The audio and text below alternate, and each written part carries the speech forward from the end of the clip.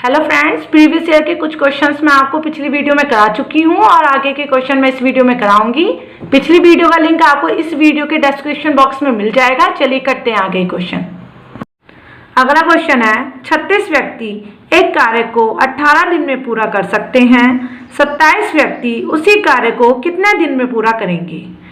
देखिए 36 व्यक्ति एक कार्य को करते हैं 18 दिन में, ठीक है। तो यहाँ पे 27 व्यक्तियों का पूछा है, तो 27 व्यक्तियों का निकालने से पहले हम एक व्यक्ति का निकालेंगे। एक व्यक्ति उसी कार्य को कितने दिन में करेगा भाई, ज्यादा व्यक्ति कम दिन में काम करेंगे और कम व्यक्ति ज्यादा दिन में काम करेंगे, ठीक है। तो एक व्यक्ति कितने दिन में काम करेगा, मल्टीप्लाई हो जाएगी 18 मल्टीप्लाई बाय 36, ठीक है। अब 27 व्यक्ति उसी कार्य को कितने दिन में करेगा, अब ज्यादा हो गए, ठीक है, तो कम दिन में काम करेगा, तो इसलिए 27 से डिवाइड कर दिया, ठीक है। तो वो आ गया हमारा 24 days. Clear, option number D is correct. Question number 17, एक धनराशि साधारण ब्याज पर 2 वर्षों के लिए किसी निश्चित दर पर दी जाती है। यदि इसे 3% उच्चतर दर पर दिया जाए तो 300 रुपये अधिक प्राप्त होते हैं, तो वह धनराशि क्या है। देखिए मैंने बताया था जब भी साधारण ब्याज की बात आती है तो हमारे दिमाग में फॉर्मूला याद आता है, साधारण ब्याज बराबर मूलधन गुणा दर गुणा समय बटे 100। क्लियर। अब उसने धनराशि पूछी है तो वो हमने धनराशि यहाँ पे x मान लिया है, मतलब हमने यहाँ पे मूलधन x मान लिया है। और यहाँ पे देखिए वो धनराशि 2 वर्षों के लिए दी जाती है, इसका मतलब समय दिया हुआ है बट दर नहीं दी हुई, तो हमने दर क्या मान ली यहाँ पे 8%। तो हम ब्याज निकाल लेंगे, मूलधन कितना है x गुणा दर r गुणा समय कितना दिया हुआ है 2 वर्ष, तो 2/100, तो कितना आ गया ब्याज 2xr अपॉन 100, ठीक है। अब उसने क्या कहा है, यदि दर जो है 3% बढ़ा दी जाए तो ब्याज उस पहले वाले ब्याज से कितना ज़्यादा मिलेगा, 300 ज़्यादा मिलेगा। मतलब अगर हमने यहाँ पे दर r की जगह r+3 कर दिया तो ब्याज जो मिलेगा वो पहले से ज़्यादा मिलेगा। कितना ज़्यादा मिलेगा, 300। तो मूलधन गुणा दर कितनी हो गई अब r+3 मल्टीप्लाई बाय 2/100, ठीक है, इक्वल टू पहले वाले ब्याज से 300 ज़्यादा मिलेगा। क्लियर। इसे सॉल्व कर लेंगे, x और 2 से मल्टीप्लाई कर लेंगे, यहाँ आ जाएगा 2xr upon 100 plus 6x upon 100 equal to ब्याज, ये हमें ब्याज दिया हुआ है वो यहाँ पे रख देंगे 2xr अपॉन 100 प्लस 300। और यहाँ पे फ्रेंड्स इन्हें सॉल्व करके यहाँ पे x की वैल्यू निकल जाएगी और वो क्या आएगा यहाँ पे 5000। जो धनराशि थी वो कितनी थी, 5000। Option number A is right. Clear. अगला क्वेश्चन है, ए बी और सी एक कंपनी में हिस्सेदार हैं। यदि एक वर्ष में ए को लाभ का 1/3 भाग मिला, बी को 1/4 भाग मिला और सी को 5000 रुपये मिले, तो बताइए ए को कितना लाभ मिला है। इसमें आपको 4 ऑप्शन दिए हुए हैं। देखिए यहाँ पर ए को कितना लाभ हुआ है ये पूछा गया है, तो हम इसमें टोटल लाभ मान लेंगे, वो हमने x मान लिया है। फिर क्वेश्चन के अकॉर्डिंग उसने कहा है कि a को कितना मिला है, जो कुल लाभ है उसका 1/3 मतलब x/3, b को कितना मिला है x/4 उसका 1/4। क्लियर। c को कितना मिला है 5000, मतलब जो कुल लाभ था, कुल लाभ x था, उसको डिवाइडेशन कर दिया गया a b c में, मतलब कुल लाभ मिलाकर किसके बराबर हो जाएगा, x के। तो x/3 प्लस x/4 प्लस 5000 बराबर x के।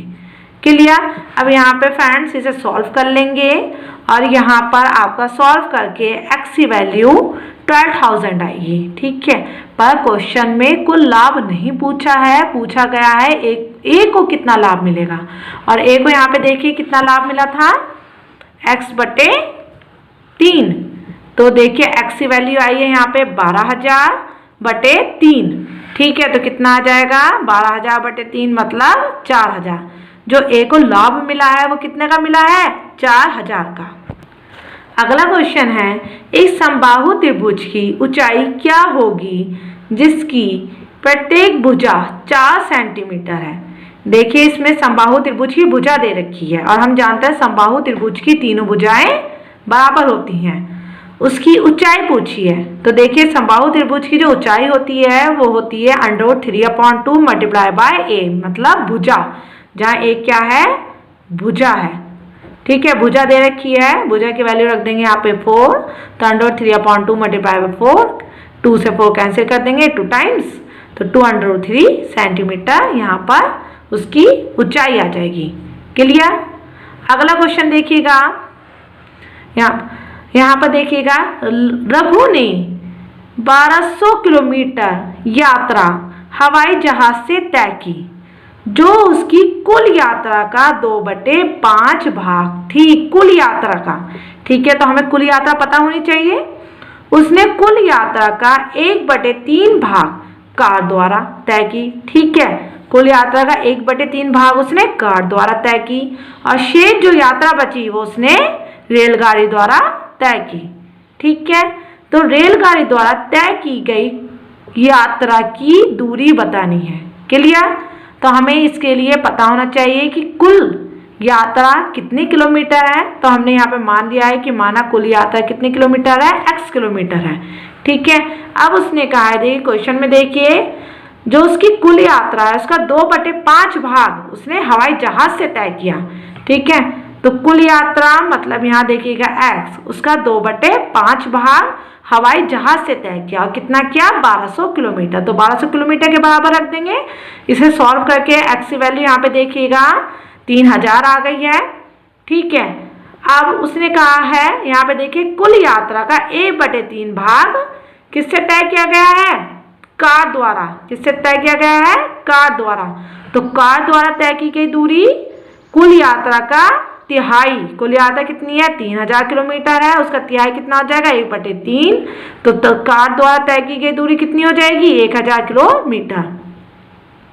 अब जो शेष दूरी बची वो रेलगाड़ी द्वारा तय की गई है। तो शेष दूरी कैसे हुई, देखिए टोटल जो डिस्टेंस है वो 3000 है, उसमें से 1000 किलोमीटर उसने कार द्वारा तय की और 1200 किलोमीटर उसने हवाई जहाज से तय की गई। तो बची कितनी होगी भाई, 3000 में से 1000 और 1200 माइनस कर देंगे तो कितना हो जाएगा, रेलगाड़ी द्वारा तय की गई दूरी निकल जाएगी। वो कितनी आई है, 800 किलोमीटर। क्लियर। 21 क्वेश्चन है, यदि ए त्रिभुज की भुजाओं का अनुपात 3:4:5 है और उसका क्षेत्रफल 216 वर्ग सेंटीमीटर है तो त्रिभुज का परिमाप क्या होगा। देखिए मैंने कहा था जब भी भुजाएं दे रखी हो और क्षेत्रफल पूछा हो, क्षेत्रफल दिया हो, तो हमेशा फॉर्मूला कौन सा लगता है, √s × s - a s - b s - c। तो देखिएगा इसमें भुजाओं का अनुपात दिया हुआ है, तो हम इसमें त्रिभुज की भुजाएं मान लेंगे 3x, इसके अकॉर्डिंग मानेंगे 4x और 5x। क्लियर। ठीक है, अब जो फॉर्मूला है वो ये कहता है √s × s - a s - b s - c। हमें s पता होना चाहिए, तो हमने s के लिए क्या लगा दिया formula, s = a + b + c/2। तो a जहाँ 3x है, b 4x है और c 5x है, दोनों तीनों को जोड़ा और अपॉन 2 किया। क्लियर। यहाँ x की वैल्यू क्या निकल गई है, 6x। सॉल्व करके हम s की वैल्यू निकाल लेंगे 6x। क्लियर। अब क्षेत्रफल का फॉर्मूला लिखेंगे √s × s - a s - b × s - c। क्षेत्रफल हमें दिया हुआ है 216, तो क्षेत्रफल की जगह 216 रखेंगे, √s की जगह 6x, क्योंकि s की वैल्यू हमने निकाली है 6x। फिर s - a यानी 6x - a की वैल्यू कितनी है, 3x इंटू s की वैल्यू 6x माइनस b की वैल्यू 4x। ठीक है, इंटू s - c मतलब 6x - 5x। क्लियर। इसे सॉल्व कर लेंगे तो यहाँ x की वैल्यू हमें मिल जाएगी 6। पर क्वेश्चन में क्या पूछा है, त्रिभुज का परिमाप। क्या पूछा है, त्रिभुज का परिमाप। देखिए यहाँ पे जो s होता है, ठीक है, s का जो डबल होता है वो क्या हो जाता है, परिमाप, यानी 2s जो हो जाएगा वो परिमाप हो जाएगा। हमें यहाँ पे फॉर्मूला ये पता है a + b प्लस सी बटे 2, ठीक है। 2 यहाँ चला गया तो 2s हो गया, 2s बराबर a प्लस बी प्लस सी, ये आ गया, ठीक है। तो 2s जहाँ होगा वो होगा परिमाप, यानी तीनों भुजाओं को अगर हम जोड़ देते हैं तो परिमाप निकल जाता है, ठीक है। तो परिमाप क्या हो जाएगा 2s, और 2s, s की वैल्यू कितनी है यहाँ पे देखिएगा 6x, तो इसका डबल कर दो, मतलब 2 गुणा 6x कितना हो जाएगा, कितना हो जाएगा। और यहाँ पे देखिएगा 2 छंग 12 और x की वैल्यू क्या रखेंगे 6, तो 12 छंग 72, कितना हो जाएगा 72। तो यहाँ पे परिमाप निकल गया 72, option number D is correct. अगला क्वेश्चन है, दो संख्याओं का लघुत्तम समावर्तक 520 दिया हुआ है और उनका महत्तम समावर्तक मतलब HCF दिया हुआ है 4। इसमें से एक संख्या 52 है तो दूसरी संख्या पूछिए। देखिए क्वेश्चन वेरी वेरी इंपॉर्टेंट है, हर बार आता है। यहाँ देखिएगा आपको LCM HCF दिया जाएगा, एक संख्या दी जाएगी और दूसरी संख्या पूछी होगी, ठीक है। तो आप फॉर्मूला लगाएंगे, पहली संख्या मल्टीप्लाई बाय दूसरी संख्या बराबर LCM मल्टीप्लाई बाय HCF। देखिए पहली संख्या 52 दी हुई है, दूसरी संख्या पूछी है, LCM दिया हुआ है, कितना दिया हुआ है 520, यहाँ हमने 520 रखा, और HCF कितना दिया हुआ है 4, ठीक है। तो यहाँ दूसरी संख्या किस तरीके से निकल जाएगी 520 गुणा 4, ये 52 नीचे आ जाएगा, डिवाइड में आ जाएगा और इसे कैंसिल कर देंगे, ठीक है। 10 टाइम्स कैंसिल हो जाएगा, मल्टीप्लाई बाय 4 तो 40, क्लियर। तो दूसरी संख्या क्या आ गई 40। देखिए अगला क्वेश्चन देखिएगा, आंकड़ा समूह का सबसे अधिक बारंबार आने वाला मान कहलाता है। ये क्वेश्चन पूछा ही जाता है। देखिए इसमें पूछा है सबसे अधिक बारंबार, मतलब जब आवर्ती होती है, सी संख्या की आवर्ती होती है तो उसे क्या कहा जाता है बहुलक। क्या कहा जाता है बहुलक। जब बार बार आवर्ती होती है तो बहुलक कहा जाता है, क्लियर। तो option number A is correct. अगला क्वेश्चन देखिएगा, क्वेश्चन नंबर 24, किसी संख्या के 15 विद्यार्थियों की औसत आयु कितनी दी हुई है 15 वर्ष है। इनमें से 5 विद्यार्थियों की औसत आयु 14 वर्ष है और अन्य 9 विद्यार्थियों की औसत आयु 16 वर्ष दी हुई है। 15वें विद्यार्थी की आयु पूछी है। क्या पूछी है 15वें विद्यार्थी की आयु। देखिए क्वेश्चन में 15 विद्यार्थियों की औसत आयु दी हुई है 15, ठीक है। तो हम हर एक विद्यार्थी की जो आयु है वो हम मान लेंगे x1, x2, x3, x4, x5 and so on x15। देखिए इन सब का औसत दिया हुआ है और औसत कैसे निकलता है, सभी को जोड़ो और जितनी संख्या हो उसी से डिवाइड कर लेते हैं। तो टोटल जो विद्यार्थी हैं वो 15 है और सभी की आयु को हमने जोड़ दिया है, वो किसके बराबर हो जाता है औसत के। औसत हमें कितना दिया हुआ है 15 दिया हुआ है, तो x1 plus x2 plus x3 and so on x15 upon total कितना है 15। तो यहाँ पे देखिएगा x1 plus x2 plus x3 and so on x15 की वैल्यू निकल के क्या आएगी 15 मल्टीप्लाई बाय 15 कितना आ गया 225। इसे हमने इक्वेशन नंबर 1 दे दी है। फिर उसके बाद क्वेश्चन में दिया हुआ था 5 विद्यार्थियों की औसत आयु कितनी दी हुई थी 14 वर्ष 5 विद्यार्थियों की। तो 5 विद्यार्थी कौन कौन से x1, x2, x3, x4, x5, तो सभी को जोड़ो औसत के लिए और कितने विद्यार्थी है टोटल 5, उससे भाग कर दो तो वह औसत निकल जाएगी। औसत कितनी आयु है 14, तो 14 के बराबर रख देंगे। तो यहाँ पे देखिएगा x1 plus x2 plus x3 plus x4 plus x5 की जो वैल्यू आएगी वो क्या आएगी 70 सॉल्व करने के बाद, क्लियर। और इसमें दिया हुआ था 9 विद्यार्थियों की औसत आयु 16 दी हुई है। उससे आगे भी कहा गया है कि 9 विद्यार्थियों की औसत आयु 16 है। तो 9 विद्यार्थी, अगले 9 विद्यार्थी कौन से हो जाएंगे, देखिए स्टार्टिंग के 5 विद्यार्थी हो गए, अगले कौन से हो जाएंगे 9, x6 से स्टार्ट करेंगे, x6 से लेके कितने हो जाएंगे x14 तक काउंट करोगे तो टोटल 9 हो जाएंगे, ठीक है। इनकी क्या दी हुई है औसत आयु दी हुई है 16, ठीक है। तो x6 plus x7 plus x8 plus x9 and so on x14 equal to क्या हो जाएगा भाई 16 मल्टीप्लाई बाय 9, तो कितना हो गया 144। इक्वेशन नंबर हमने यहाँ पे इसे 3 दे दी है। यूजिंग 2 and 3 इन इक्वेशन 1, इसमें क्या क्या इसका यूज किया है तो हमें x15 की वैल्यू मिल जाएगी। देखिए यहाँ पे देखिएगा x1 से लेकर यहाँ पे बीच में x5 तक आएगा, उसकी वैल्यू आप क्या रखोगे 70 प्लस x9 से 14 तक आएगा, उसकी वैल्यू आप क्या रखोगे 144 प्लस x5 आएगा इक्वल टू कितना दिया हुआ है यहाँ पे 225, तो हमने यहाँ पे इक्वल टू 225 रख दिया है। फिर x15 की वैल्यू निकल के आएगी, ठीक है, क्या निकल के आएगी 11 वर्ष। क्लियर। अगला क्वेश्चन देख लीजिए।